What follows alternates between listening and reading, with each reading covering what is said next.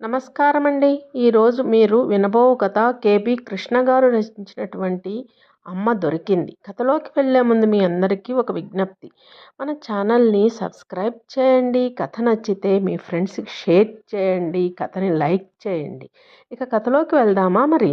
సాగర్, నిన్ను పెద్ద సారు పిలుస్తున్నారు. చాలా సంతోషంగా ఉన్నారు సారు ఎందుకో. 10 మంది ఉండే గదిలో నేను దిగులుగా కూర్చుని ఉండగా మా అనాథాశ్రమంలో నా తోటి కుర్రాడు వచ్చి చెప్పాడు. అప్పటి వరకు నేను ఎవరిని, ఎవరికి పుట్టాను, ఎందుకు ఇలా అనాథాశ్రమానికి వచ్చాను అనుకుంటూ గతం గురించి ఆలోచిస్తున్నాను. ఆనందించదగ్గదైతే గతం తలుచుకొని మురిసిపోవాలి. వర్తమానంలో సంతోషంగా గడపాలి. భవిష్యత్తు కోసం కలలు కనాలి. ఆ కలలను లక్ష్యాలుగా చేసుకోవాలి. అప్పుడే అవి నిజం అవుతాయి. కానీ లక్ష్యాల కోసం కలలు కంటూ కూర్చుంటే నిజం కావన్న విషయాన్ని నేను రోజూ గుర్తు చేసుకుంటాను. అయితే గతం బాధాకరంగా ఉన్నప్పుడు అది మనిషిని కుదురుగా ఉండనీయదు. పెద్ద సారంటే మా అనాథాశ్రమానికి పెద్ద. ఆయనకు సుమారు 80 ఏళ్లుంటాయి. 30 ఏళ్లుగా ఈ అనాథ పిల్లల ఆశ్రమాన్ని మున్సిపల్ గౌ నగరంలో ఉన్న ఉదారులైన ధనికుల సహకారంతో విజయవంతంగా నడుపుతున్నారు. సుమారు 150 మంది ఆడపిల్లలు, మగపిల్లలు ఇక్కడ జీవితం గడుపుతున్నారు.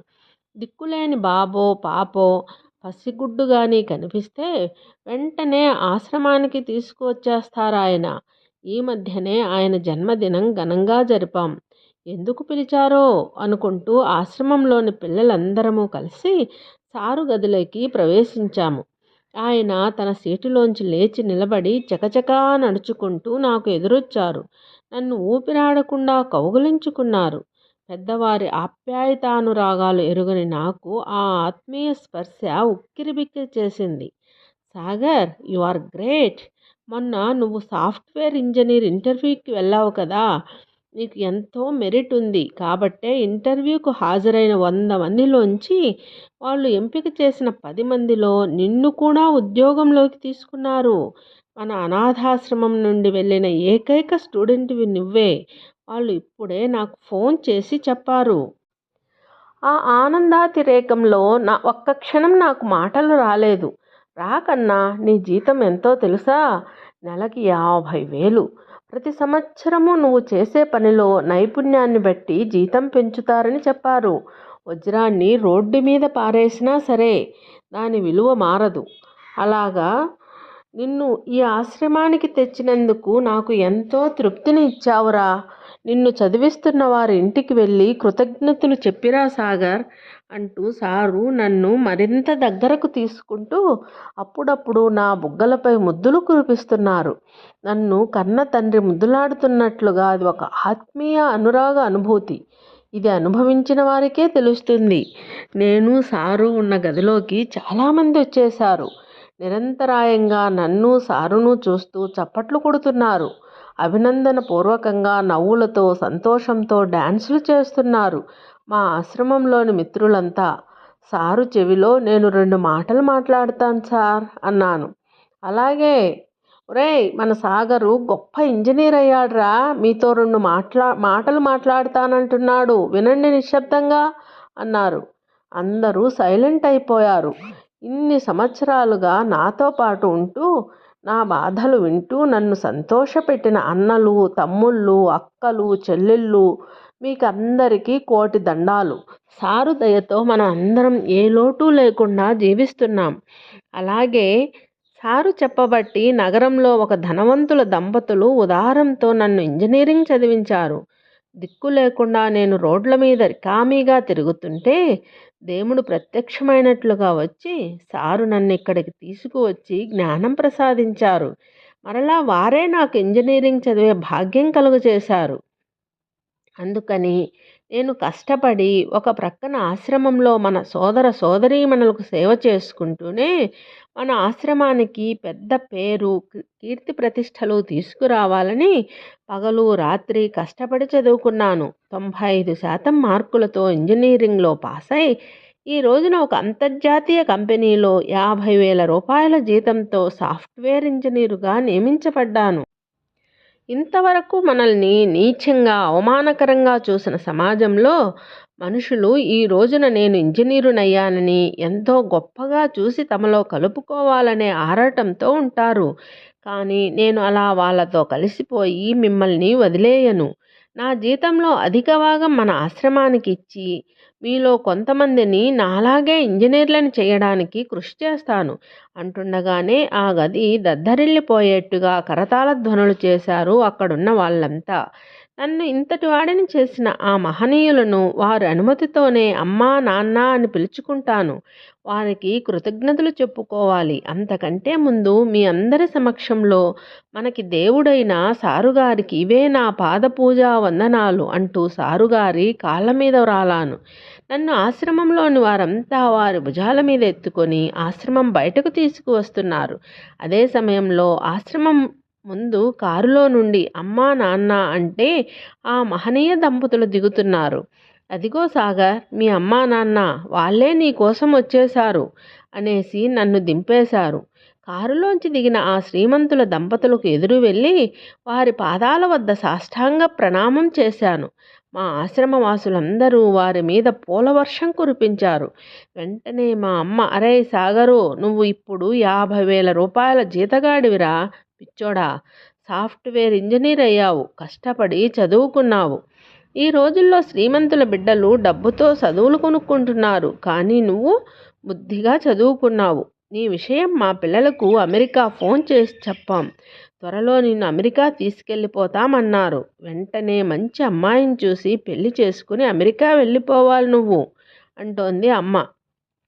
చేతికి అమ్మ పూల బొకే ఇచ్చి మెడలో గులాబీల దండ వేసింది. ఇంతలో సారు బయటకు వచ్చి అమ్మా అయ్యా నమస్కారం అన్నారు. నేను వెంటనే అమ్మా నాన్నల కన్నా ఎక్కువైనా మీకు కోటి నమస్కారాలు. మీ పిల్లలకు నాపై గల ప్రేమాభిమానాలకు నేను మీ రుణం తీర్చుకోలేను. నాకు ఎంత ఆదాయం వచ్చినా సరే నేను మన దేశంలోనే మన రాష్ట్రంలోనే ఉంటాను. నాకు చేతనైనంత సాయం చేసి మా ఆశ్రమాన్ని పోషిస్తాను. ఒక అనాథ అమ్మాయినే పెళ్లి చేసుకుని ఆమెను ఆదుకుంటాను. దయచేసి నన్ను మన్నించండి అంటూ ఆ దంపతుల చేతులు పట్టుకున్నాడు. వెంటనే మా నాన్నగారు, నేను చెప్పానా సాగర్ అమెరికా వెళ్ళడానికి ఒప్పుకోడు, ఎంత కట్నం ఇస్తానన్నా వేరే అమ్మాయిని పెళ్లి చేసుకోడు అని. నేను అంటే నువ్వు నమ్మలేదు. సాగర్ సామాన్యుడు కాడు, సామాన్యులలో అసామాన్యమైన ఆశయాలు గల ఆదర్శ యువకుడు. కమోన్ మై డియర్ బాయ్ అంటూ చేతులు చాచి నన్ను అక్కున చేర్చుకున్నారు ఆయన. ఒక నెల రోజుల్లో నాకు అపాయింట్మెంట్ ఆర్డర్లు బెంగళూరు నుండి వచ్చేశాయి. ఆ రోజున ఆశ్రమంలో మిత్రులతో పాటు గదిలో ఉండగా సారు వచ్చి, సాగరు, ఒక శుభవార్త. మీ కంపెనీ వారు మన ఊరిలో బ్రాంచ్ స్థాపించబోతున్నారు. ఆ ఏర్పాట్ల కోసం బెంగళూరు నుండి వచ్చే వారికి సహకారంగా నిన్ను ఇక్కడే ఉండి ఆ బ్రాంచ్ పనులు చూసుకోమని ఉత్తర్వులు ఇచ్చారు. ఈ నెల మొదటి తేదీ నుండి నీకు జీతం చెల్లిస్తామని కూడా రాశారు అంటూ ఒక కవరు ఇచ్చి నన్ను అభినందించారు. నగరంలో మా కంపెనీ ఒక బ్రాంచ్ స్థాపించడానికి జిల్లా కలెక్టరు తదితర ప్రభుత్వ యంత్రాంగంతో బెంగళూరు నుండి వచ్చిన మా కంపెనీ నిపుణులతో తిరగడం, వారికి పరిస్థితి, వసతి ఏర్పాట్లు చేయడం వగైరాలతోనే ఒక నెల రోజులు గడిచిపోయాయి. బెంగళూరు నుండి నాకు మిగతా సిబ్బందితో పాటుగా జీతం వచ్చేసింది. ఆ రోజు నా జీవితంలో ఒక మరుపురాని రోజు. నేను బ్యాంకు నుండి నా అకౌంట్లో జమ అయిన 50,000 రూపాయల నుండి 30,000 రూపాయలు తీసుకుని ఆశ్రమంలోని సార్ రూముకి వచ్చాను. సార్ నన్ను చూసి లేవబోయారు. నేను వెంటనే ఆయన్ను వారించి, సారు, నేను మీ పాదాల వద్ద సేవకుడిని. మీరు నన్ను బిడ్డలా చూసుకోండి. నా వివాహం అయ్యే వరకు నేను ఆశ్రమానికి ప్రతి నెలా 30,000 ఇస్తాను. ఇదిగో అంటూ ఆ డబ్బు సారు చేతిలో పెట్టాను. వెంటనే సారు బెల్లు కొట్టి అందరినీ పిలిచారు. అందరికీ ఈ సంగతి చెప్పారు. వెంటనే అందరూ నన్ను చుట్టుముట్టి అభినందించారు. ఈ ఆనంద క్షణాలు సువర్ణ అక్షరాలతో నా జీవితంలో రాసుకోవాలి. నా మనసు, శరీరము సంతోష తరంగాలలో తేలిపోతున్నట్లుగా ఉంది నా పరిస్థితి. ఇంతలో సారు, సైలెన్స్, మనందరికీ మరొక శుభవార్త ఉంది వినండి. మన సాగర్కి వివాహం నిశ్చయం చేశాను. సోషల్ వెల్ఫేర్ డిపార్ట్మెంట్ వారు నిర్వహిస్తున్న బాలికల హాస్టల్లో డిగ్రీ చదివిన ఒక అమ్మాయిని సాగర్కి నిశ్చయం చేశాను. అమ్మాయి పేరు గౌతమి అని సారు చెప్పగానే కేకలతో గోల చేశారు నా ఆశ్రమ మిత్రులంతా. సారు అప్పుడే నాకు పెళ్ళెందుకు, కొన్నాళ్ళు మన వాళ్లకు సేవ చేసుకునేవాడిని కదా అని నేను అంటుంటే, బాబు ఆశ్రమంలో ఎన్నాళ్ళు భోజనం చేస్తావు, దాంపత్య జీవితం అనుభవిస్తూ హాయిగా భార్య చేసే చక్కని వంటలతో మంచి భోజనం చేయనన్నా అన్నారు. కొన్నాళ్లకు నాకు గౌతమికి మా ఆశ్రమంలో నిరాడంబరంగా వివాహం జరిపించారు సారు. మా మిత్రులందరికీ వివాహ విందు చేశాను. అతి కష్టం మీద ఆశ్రమం విడిచిపెట్టి మా ఇద్దరికీ ఆశ్రయం కల్పించిన 2 ఆశ్రమాలకు దగ్గరలోనే 2 బెడ్రూమ్ అపార్ట్మెంట్ తీసుకొని కాపురం పెట్టేశాం. కష్టాలతో బాధలతో గడిచే రోజులు చాలా భారంగా గడుస్తాయి. సుఖంగా ఏ లోటు లేకుండా జీవిస్తుంటే రోజులు చాలా వేగంగా గడిచిపోతాయి. అయితే నేను గతాన్ని మర్చిపోలేదు. అలాగే నా శ్రీమతి గౌతమి కూడా. ప్రతి సంవత్సరము నాకు ఉద్యోగం వచ్చిన రోజున మా అనాథాశ్రమంలో మా ఖర్చుతో అందరికీ భోజన విందు ఏర్పాటు చేయడం, ఆశ్రమంలో ఉన్న వారందరికీ ఉపయోగపడే కానుక ఇవ్వడం మాకు అలవాటుగా మారింది. మా పెళ్లి రోజున గౌతమి పెరిగిన ఆశ్రమానికి వెళ్ళాం. వారందరికీ మేమిద్దరము విందు ఏర్పాటు చేయడం, అక్కడి వారికి కూడా ఒక వస్తువు బహుమానంగా ఇచ్చాం. ఈ విధంగా నా గౌతమి ఈ సాగరంలో లీనమైపోయింది. ఇద్దరిలో ఒకరి ఆశయాలు ఆలోచనలు మరొకరికి నచ్చకపోతే ఆ సంసారంలో సుఖం ఉండదు. అనాథగా పెరిగిన ఇద్దరికీ అకస్మాత్తుగా దేవుని వరం వల్ల సిరి సంపదలు లభించినా మైమరిచిపోలేదు. వాస్తవికమైన ఆలోచనలతో వర్తమానంలోనే జీవిస్తున్నాం. మరుసటి సంవత్సరంలో మా సుఖ సంతోషాలకు సాక్షిగా పండంటి బాబు వచ్చి చేరాడు మాతో. చల్లని నీడ అనే ఒక వృద్ధాశ్రమం ఉంది. 5 ఎకరాల్లో విస్తరించి ఉంది. అన్ని పండ్ల మొక్కలతో, తోట భవనాలతో విశాలంగా నిర్మించబడి ఉంటుంది. మేము మా ఆశ్రమం నుండి ప్రతి నెలా వారికి సేవ చేయడానికి వెళ్ళేవాళ్ళం. ఆశ్రమం పరిసరాలు శుభ్రం చేసి వారితో ఆత్మీయంగా పిచ్చాపాటి మాట్లాడేవాళ్ళం. అక్కడ వృద్ధులు మమ్మల్ని ఎంతో ఆదరించేవారు. మరి మేము వారు కూడా ఆదరణ ఆప్యాయతకరమైన శాపగ్రస్తులమే కదా. ఆ రోజు మా బాబు పుట్టినరోజు కావడంతో ఆ ఆశ్రమంలో గడపాలనిపించింది నాకు. నేను కొనుక్కున్న సెకండ్ హ్యాండ్ చిన్న కారులో మేము ముగ్గురం ఆశ్రమానికి వెళ్ళేసరికి వృద్ధులందరూ లోపల ఉన్నారు. ఒక మామిడి చెట్టు కింది ఒక ఆమె దిగులుగా కూర్చుని ఉంది. ఆమె దగ్గర 2 ఆశ్రమ ఆయాలు ఉన్నారు. ఆమెతో మాట్లాడుతూ మేం ఆ చెట్టు దగ్గరకు వెళ్ళాం. మా బాబుని ఆమె ఒళ్ళో కూర్చోబెట్టాం. ఆయాలు మాకు చెప్పారు, ఆమె కొత్తగా వచ్చిందని, ఎందుకో చాలా దిగులుగా ఉంటోందని, అందుకే ఆమెకు ఓదార్పు మాటలు చెబుతున్నామని. ఆమె కళ్ళల్లో తడి గమనించాను నేను. అమ్మా, ఎందుకు బాధపడుతున్నారు? మీ బాధ మాతో పంచుకోండి అన్నానో లేదో నోటికి చెంగు అడ్డం పెట్టుకొని ఏడవసాగింది. ఆమె కళ్ళల్లోంచి కన్నీరు ధార కట్టింది. గౌతమి ఆప్యాయంగా తన చెంగుతో ఆమె కళ్ళు తుడిచింది.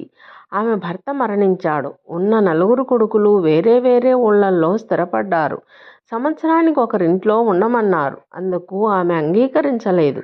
దాంతో వాళ్ళంతా కూడబలుక్కుని ఆమెను ఈ ఆశ్రమంలో చేర్చి వెళ్ళిపోయారు. అంతటితో చేతులు దులిపేసుకున్నారు. ఆయన పెన్షన్ తనకు వస్తోందని, తినడానికి ఏ లోటు లేదని చెప్పింది ఆమె. కొడుకులు కోడళ్ళు మనవలు మనవరాళ్లతో ఆప్యాయతానురాగాలతో మమతానుబంధాలతో పిల్లలను ముద్దాడుతూ జీవించాలని తనకుందని, తనకు ప్రేమ కావాలని, అన్యాయం కావాలని బాధపడింది.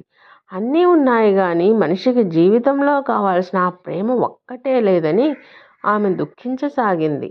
అనుక్షణం తనను ఎంతో ఆప్యాయంగా చూసుకునే భర్త పోయాక తన జీవితం అంధకార బంధురమైపోయిందని శోకదేవతలా ఆమె చెబుతుంటే వారి హృదయం బరువెక్కిపోయింది.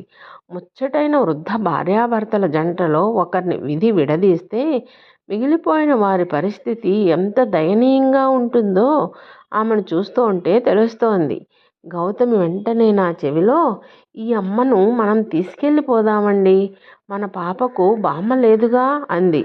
వెంటనే నేను గౌతమిని ఆప్యాయంగా దగ్గరకు తీసుకుని, నీకు ఇంతటి ఉన్నతమైన విశాలమైన హృదయం ఉంది కాబట్టే నా భార్యవయ్యావు. అలాగే నాకు అమ్మ దొరికినట్లు నీకు అత్తగారు దొరికింది చూసావా అన్నాను గౌతమితో. వెంటనే నేను మా బాబుని ఆమె ఒడిలో ఉంచేసి, అమ్మా ఇదిగో నీ మనవడు, నేను మీ ఐదో కొడుకునమ్మా. ఇదిగో నీ కోడలు. మన ఇంటికి వెళ్దాంరా. నాకు నీ కోడలికి తల్లి తండ్రి లేరు. మీ మనవడికి అమ్మా నాన్న ఉన్నారు కానీ గారం చేసే బామ్మ లేదు. నాకు నువ్వే అమ్మవి. నువ్వు మా ఇంటికి వెంటనే రావాలమ్మా అని నేను అంటుంటే ఆమె కొంచెం సేపు ఆలోచించి లేచి నిలబడింది. బాబు, ప్రతి నెల నా పెన్షన్లో సగం డబ్బు ఈ ఆశ్రమానికి ఇస్తానని చెప్పాను. మిగతాది నా ఖర్చుల కోసం బ్యాంక్ అకౌంట్లోనే ఉంచేస్తాను. అవసరమైనప్పుడు తీసుకొని ఖర్చు పెట్టుకుంటాను. తరువాత మీ ఇంటికి వచ్చాక నెలకొక రోజు ఇక్కడికి వచ్చి వీళ్ళందరితో కాలక్షేపం చేస్తాను. వీటికి మీరిద్దరూ ఒప్పుకోవాలి. అలా అయితే నేను మీ కూడా వస్తాను. నా ఈ ముద్దుల మనవడికి నేను ఏమిచ్చినా మీరు కాదనకూడదు, తెలిసిందా అంది. నాకు గౌతమికి దొరికిన ఈ కొత్త అమ్మ చంకలో మా అబ్బాయిని చూస్తుంటే ఏదో అనుకోని పెన్నిది మాకు దొరికిందా అన్నట్లుగా ఆనందానుభూతి కలిగింది. వృద్ధాశ్రమంలోనికి వారికి విషయమంతా చెప్పి అక్కడ వారికి అవసరమైన పత్రాలు రాసి ఇచ్చి తిరుగు ప్రయాణంలో బయలుదేరాం. నేను డ్రైవింగ్ చేస్తుంటే వెనక సీటులో ముఖం నిండా సంతోషం నింపుకుని ఉన్న గౌతమి, మా బాబును ముద్దాడుతున్న మా అమ్మ. ఎంతటి అవధుల్లేని ఆనందం ఇది! నా మనసు తట్టుకోలేనంత ఆనందంగా ఉంది. నేనుతో మొదలైన నా జీవితం గౌతమి రాకతో మేం ఇద్దరం అయ్యాం. మా ముద్దుల బాబు రాకతో ముగ్గురం అయ్యాం. ఇప్పుడు మాకు కొత్తగా దొరికిన అమ్మతో ఒక కుటుంబంగా నలుగురం అయ్యాం. అబ్బా, ఎంత హాయిగా ఉంది! ఇదేనేమో నలుగురూ కలిస్తే కలిగే సంతోషం. మా బాబు మా అమ్మ ఒడిలోంచి తన తల్లి ఒడిలోకి దూకుతున్నాడు. వాడికి తల్లి పాలు కావాలి. గౌతమి వెంటనే అమ్మతో, చూడండి అత్తయ్య, వీడు పాలు మానేయమంటే మానేయడం లేదు. నాకు ఒకటే నీరసంగా ఉంటోంది. పైగా పళ్ళు కూడా వచ్చాయి కదా, కొరుకుతున్నాడు అత్తయ్య అంటూ తన కొడుకు మీద అప్పుడే ఫిర్యాదు చేస్తోంది. పోనీలే అమ్మా, ఎన్నాళ్ళు తాగుతాడులే. అయినా ఇంటికి వచ్చాక కుంకుడుకాయ రసం చిట్కా ఉపయోగించావనుకో, నోట్లో పెట్టుకోగానే చేదుగా అనిపించి వాడే పాలు తాగడే మానేస్తాడు. నేను అలాగే చేశాను మా అబ్బాయిలకు అంటోంది అమ్మ. ఇలాంటి మాటలు జీవితం నేర్పిన పాఠాలు, అనుభవాల సుగంధసారం. అమ్మ దగ్గర మేము ఇద్దరం ఇంకా ఎన్ని నేర్చుకోవాలో. రెండో బెడ్రూమ్ ఖాళీ చేసి అమ్మ కోసం అన్నీ కొనాలి, ఆమెకు ఏ లోటు లేకుండా చూడాలి అని ఆలోచిస్తుండగా మా అపార్ట్మెంట్ వచ్చేసింది. చంటాడిని నాకివ్వు తల్లి, వాడిని చంకలో పెట్టుకుని కారు దిగలేవు అంటూ బాబుని గౌతమి చంకలోంచి తీసుకుంటోంది మా కొత్త అమ్మ. ఇంకా గౌతమికి ఏం పర్వాలేదు, మా అమ్మ చూసుకుంటుంది అన్నీ అనిపించింది నాకు. అవును, అమ్మ ఉంటే నిశ్చింతే కదా.